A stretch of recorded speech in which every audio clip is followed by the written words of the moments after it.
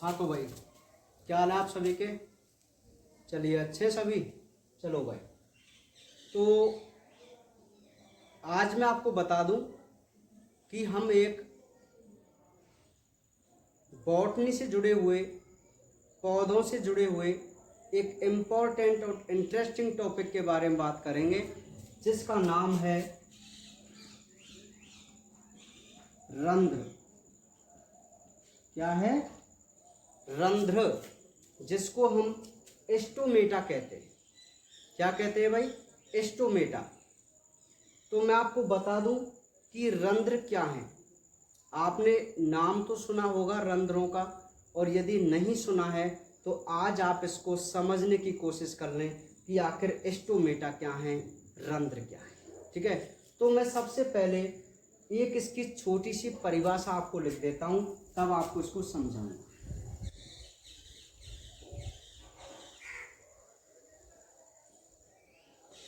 पत्तियों में पाए जाने वाले छोटे छोटे छिद्रों को रंध्र कहते हैं। ठीक है भाई, एक बहुत ही सिंपल सी इसकी परिभाषा होती है स्टोमेटा की, रंध्र की। वो क्या होती है कि जो प्लांट होते हैं, पौधे जो होते हैं, उनमें होती हैं पत्तियां। ठीक है, ये पत्तियां हैं।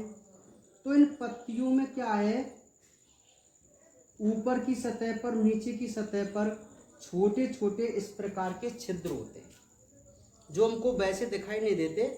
माइक्रोस्कोप से अगर हम देखें, सूक्ष्मदर्शी से, तो हमको ये छिद्र स्पष्ट दिखाई देते हैं।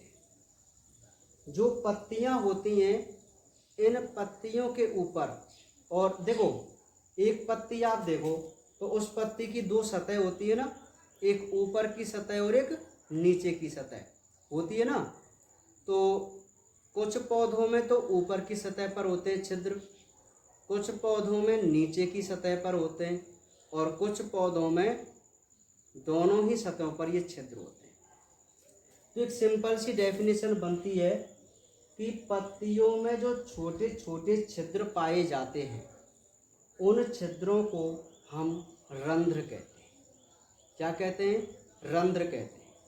समझ में आ गई आपको बात, है ना?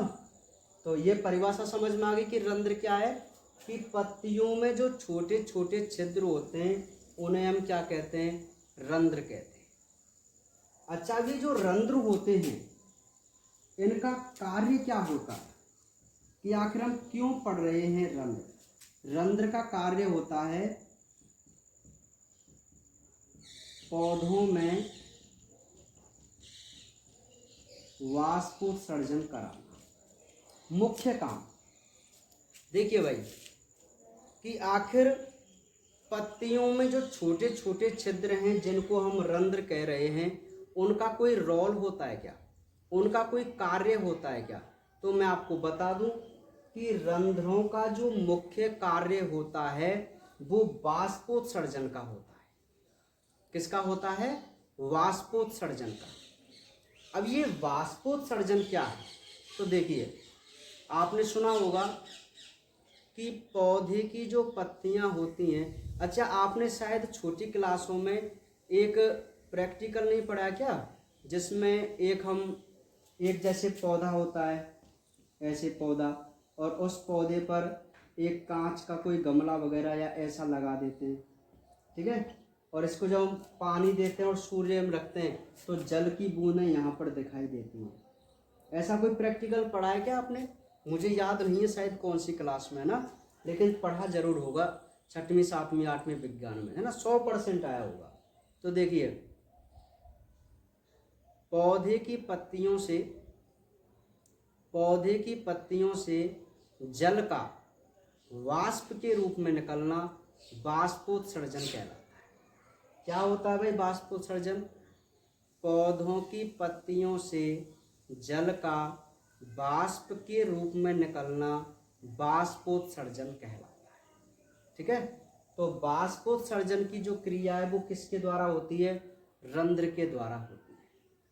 तो आपको रंध्र के बारे में हल्की सी बात मालूम हुई कि आखिर रंध्र कहाँ होते हैं और इनका क्या मुख्य काम होता है। अब ये जो बाष्पोत्सर्जन जब हमने पढ़ा तो हमें ये भी जानना आवश्यक है कि आखिर पौधों में ये क्रिया क्यों होती है, बाष्पोत्सर्जन की क्रिया क्यों होती है। तो इसके कंसेप्ट को समझने के लिए आप एक बात पर ध्यान देना। देखो भाई, ये पौधे की जड़ें हैं और यहाँ मिट्टी है और जल है। जमीन में ही तो होता है जल, है ना। तो एक बात आप मुझे बताइए, एक शब्द है मिनरल, जिसको हम खनिज तत्व कह के चलते हैं। मिनरल यानी कि खनिज तत्व। तो कोई भी चीज़ हो, उसको ग्रोथ करने के लिए या अपना जीवन यापन करने के लिए खनिज तत्वों की आवश्यकता होती है। हमारा शरीर भी खनिज तत्वों की आवश्यकता से, अर्थात जो खनिज तत्व होते हैं ना, उन्हीं की वजह से हम कोई ना कोई कार्य कर पाते हैं। अरे वही हमारे खनिज तत्व, सोडियम, पोटेशियम, सल्फर वगैरह सारे खनिज तत्व। आपने 10th क्लास में एक टेबल भी पढ़ी है खनिज तत्व वाली, चैप्टर नंबर 1 में। तो वो सभी हमारे मिनरल्स हैं। तो आपने वहाँ देखा होगा कि मिनरल्स हमारे लिए कितने आवश्यक होते हैं। तो उसी प्रकार पौधे की ग्रोथ के लिए, वृद्धि के लिए भी जो मिनरल्स होते हैं वो आवश्यक होते हैं। अब हम तो क्या करते हैं कि कोई ना कोई भोजन करके मिनरल्स को ले लेते हैं, लेकिन ये तो स्वयंपोषी है प्लांट। तो ये क्या करते हैं कि जो मिनरल्स को लेते हैं ना, वो जमीन से लेते हैं। कहाँ से लेते हैं? जमीन से। कौन? पौधे। और जमीन में होता है जल। तो जो मिनरल्स जमीन के अंदर होते हैं, मिट्टी में, वो जल के अंदर घुले हुए होते हैं। समझ में आ गई बात? तो जल के अंदर जब ये घुले हुए हैं, अब एक बात मुझे बताओ कि इस पौधे में, पूरे पौधे में जल की एक नली होती है जिसको हम जाइलम ऊतक कहते हैं। आपने पढ़ा है ये 9th क्लास में, जाइलम ऊतक। तो जाइलम ऊतक पौधों में एक ऐसी नली होती है जिसमें जल भरा रहता है ना। अब एक बात मुझे बताना, यदि इस पौधे से जल की हानि नहीं हो तो आप मुझे बताओ, क्या इस पौधे को नए जल की आवश्यकता पड़ेगी? नहीं पड़ेगी ना। अरे भाई, यदि इसके पास जल पूरा भरा हुआ है ऑलरेडी और ये इसको बिल्कुल भी नष्ट नहीं कर रहा है, तो इसको तो पानी की आवश्यकता ही नहीं है ना। और जब तक ये नया पानी नहीं लेगा जमीन से, तब तक इसको मिनरल नहीं मिलेंगे। ये कंसेप्ट क्लियर है?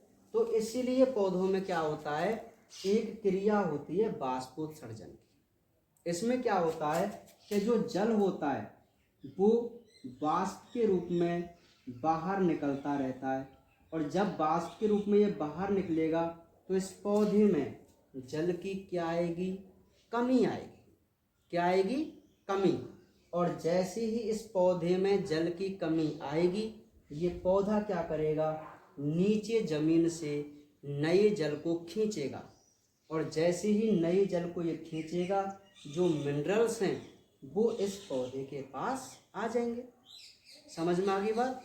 तो आपको पता चल गया कि आखिर पौधों में ट्रांसपायरेशन क्यों जरूरी है, अर्थात बाष्पोत्सर्जन क्यों आवश्यक है। ठीक है? हाँ, तो इस डायग्राम को आप बना सकते हैं और इसको समझ सकते हैं आप। ठीक है भाई? हाँ, तो क्लियर सी बात आपको समझ में आ गई, छोटी सी, है ना, बहुत सिंपल है। चलिए, तो आपको पता चल गया कि आखिर रंध्र क्या होते हैं और क्या वो कार्य करते हैं। अब हम नेक्स्ट जो समझने की कोशिश करेंगे वो करेंगे रंध्र की संरचना। क्या है भाई? रंध्र की संरचना, स्ट्रक्चर ऑफ स्टोमेटा। ठीक है भाई, हम जो रंध्र पढ़ रहे हैं अब हम उसकी संरचना भी देखने की कोशिश करेंगे। तो देखिए क्या होती है संरचना। रंध्र दो वृत्ताकार कोशिकाओं से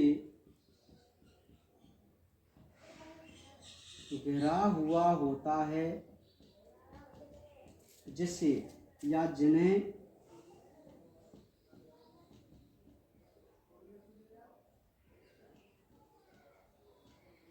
द्वार कोशिका कहते हैं।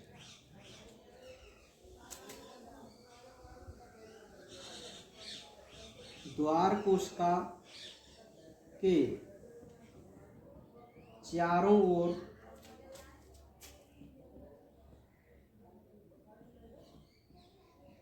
कुछ कोशिकाएं होती हैं जिन्हें सहायक कोशिका कहते हैं। नेक्स्ट, द्वार कोशिका के शिथिल होने से रंध्र बंद होते हैं, व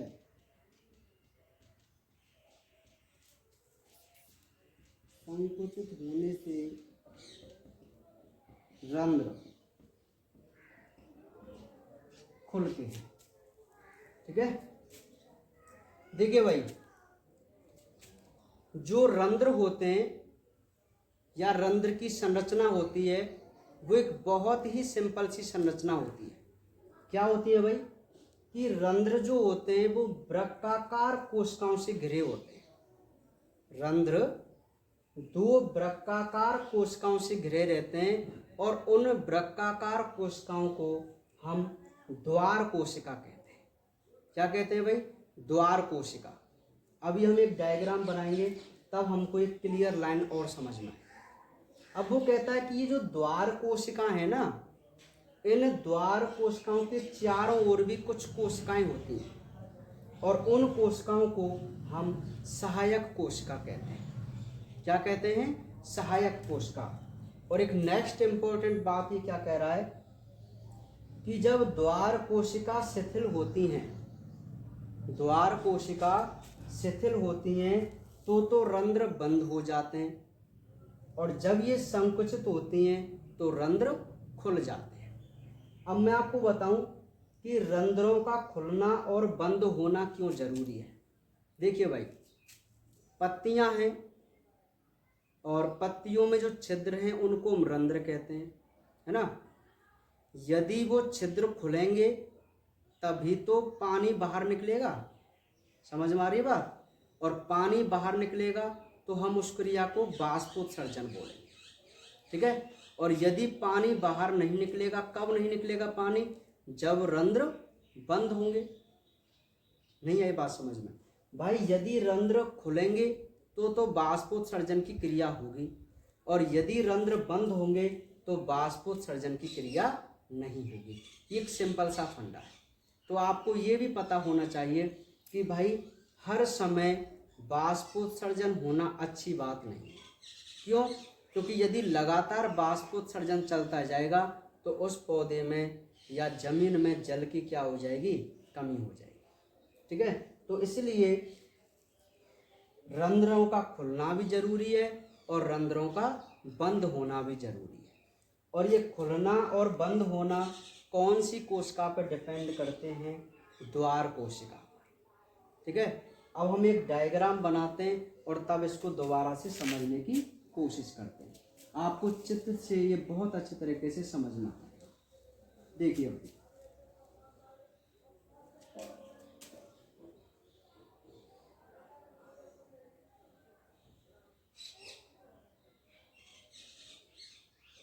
ये हमारे पास दो इस प्रकार की कोशिका हैं।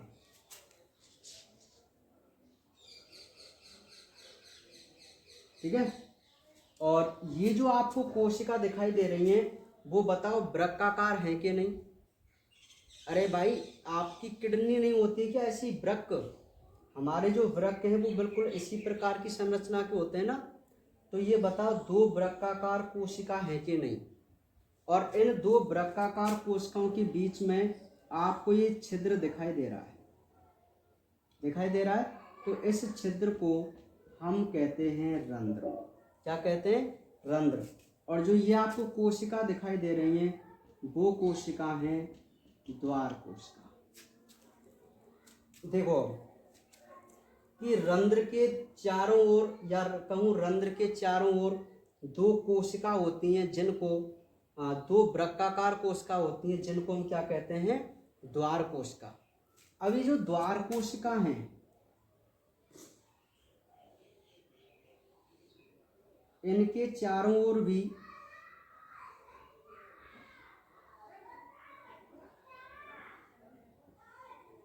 कुछ इस प्रकार की कोशिकाएं होती हैं। देखो ये जो आपको दिखाई दे रही हैं वो भी कौन है? कोशिका। ठीक है, ये तो दो वृक्काकार कोशिका हुई, और इन वृक्काकार कोशिकाओं को हम क्या कहते हैं? द्वार कोशिका। और इन वृक्काकार कोशिकाओं के चारों ओर जो आपको और कोशिका दिखाई दे रही हैं वो है हमारी सहायक कोशिका। क्या है भाई? सहायक कोशिका। ठीक है, तो ये जो अब आपको एक डायग्राम दिखाई दे रहा है वो एक रंध्र का डायग्राम है। किसका है? रंध्र। ये वही रंध्र है जो पत्तियों में पाए जाते हैं, और ये जो आपको छिद्र दिखाई दे रहा है जिसको हम रंध्र कह रहे हैं, यहीं से पानी वाष्प के रूप में बाहर निकलता है। ठीक है, अब आप कह रहे हैं सर ये रंध्र है तो ये पूरा क्या है? देखो मैं आपको बता दूं कि ये तो है रंध्र मुख्य, और इस पूरी संरचना को हम बोलते हैं रंध्र उपकरण। क्या बोलते हैं? रंध्र उपकरण। ठीक है, तो आपको रंध्र की संरचना समझ में आ गई, कितनी सी सिंपल है। आपको केवल इतना कहना है कि रंध्र दो वृक्काकार कोशिकाओं द्वारा घिरा रहता है जिन्हें हम द्वार कोशिका कहते हैं, है ना। और ये द्वार कोशिकाओं के चारों ओर जो कोशिकाएं होती हैं उनको हम सहायक कोशिका कहते हैं। और यदि ये द्वार कोशिका संकुचित हुई, अब मैं आपको एक बात बता दूं, ये जो आपको दिखाई दे रहा है एक छोटा सा छिद्र है, अगर ये संकुचित हो गई ना तो ये जो भीतर वाली संरचना देखो ऐसे हो जाती है इस प्रकार। अब देखो यहाँ पर गैप हो गया तो ऐसा लग रहा है जैसे रंध्र खुल गए। कब? जब ये द्वार कोशिका संकुचित होती हैं, और जब ये द्वार कोशिका शिथिल होती है ना तो वापस जो हमारे रंध्र होते हैं वो छोटे से हो जाते हैं ऐसे, और ऐसा लगता है जैसे रंध्र क्या हो गए हैं? बंद हो गए। तो रंध्रों का खुलना और बंद होना किस पर डिपेंड करता है? द्वार कोशिकाओं पर।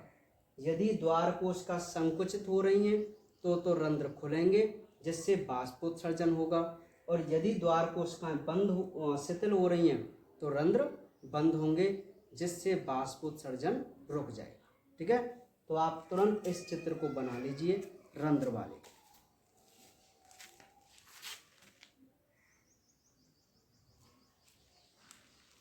बना लिया आपने डायग्राम रंध्र का? ठीक है, तो आपको समझ में आ गया कि आखिर रंध्र क्या है। भाई हम बॉटनी में लीफ पढ़ चुके हैं, पत्ती पढ़ चुके हैं, और जो पत्ती होती है उस पत्ती के द्वारा पौधों में एक क्रिया होती है जिसको हम बाष्पोत्सर्जन कहते हैं। अब हमने ये भी समझ लिया कि आखिर बाष्पोत्सर्जन की क्रिया का होना पौधों में क्यों जरूरी है। अब वो बाष्पोत्सर्जन की जो क्रिया है वो किससे होती है? रंध्र से होती है, स्टोमेटा से होती है। ठीक है, तो हमको ये समझना आवश्यक है कि आखिर ये रंध्र क्या चीज है। ठीक है, हाँ, तो ये डायग्राम था उस रंध्र का, बहुत ही सिंपल सा डायग्राम है। आप इसको बना के देखना और इसको समझने की कोशिश करना। संरचना में तो कुछ ज़्यादा बात है ही नहीं, 2-3 पॉइंट हैं केवल, कि वृक्काकार कोशिकाओं द्वारा घिरा रहता है जिन्हें हम द्वार कोशिका कहते हैं, और ये चारों ओर जो कोशिकाएं उनको हम सहायक कोशिका कहते हैं। और फिर एक लाइन और आप बता देना कि यदि द्वार कोशिकाओं में संकुचन हो तो रंध्र खुलेंगे, और यदि रंध्र खुलेंगे तो बाष्पोत्सर्जन की क्रिया होगी, और यदि रंध्र बंद हो जाएंगे तो बाष्पोत्सर्जन रुक जाएगा। ठीक है। अब मैं आपको बता दूं कि भाई जो रेगिस्तानी पौधे होते हैं, जो रेगिस्तान में उगते हैं, अब एक बात मुझे बताओ, रेगिस्तान में पानी की कमी होती है, और यदि पानी बाष्पोत्सर्जन के रूप में उड़ता रहा तो पौधों को जमीन से पानी मिलेगा ही नहीं। ठीक है। तो इसीलिए प्रकृति ने उनमें क्या अनुकूलता दी कि ये जो पत्तियां होती हैं ना, उन पत्तियों के ऊपर एक मोम की परत होती है, पत्तियों के ऊपर मोम की परत होती है, और जो परत इन रंध्रों को हमेशा बंद करके रखती है। समझ में आ गई बात? रंध्र तो उनमें भी होते हैं, लेकिन इनके ऊपर एक मोम की लेयर होती है, चिकनी परत, और जो चिकनी परत होती है जो जल के लिए प्रतिरोधी होती है, अर्थात जल को बाहर नहीं निकलने देती। तो जितने भी रेगिस्तानी पौधे होते हैं ना, उनके जो रंध्र होते हैं वो एक परत से ढके रहते हैं, जिस परत को हम क्यूटिकल या उपत्वचा कहते हैं। समझ में आ गई बात? और हमारे यहाँ के जो पौधे होते हैं उनमें दिन के समय तो रंध्र खुलते हैं और रात के समय रंध्र बंद होते हैं। अब रंध्र क्यों खुलते हैं? क्योंकि जो सूर्य का प्रकाश है ये रंध्रों को खोलने के लिए आवश्यक होता है। ठीक है भाई? हाँ। तो ये जो कैसे खुलते हैं, कैसे बंद होते हैं, ये एक बहुत बड़ी प्रक्रिया है। जब हम सिलेबस में बात करेंगे तब इसको डिटेल से पढ़ेंगे। ठीक है। तो आज आप केवल इतना ही समझना, इस डायग्राम को बना के सीखना और समझना कि आखिर रंध्र क्या है। तो बाकी कल मिलते हैं। ठीक है।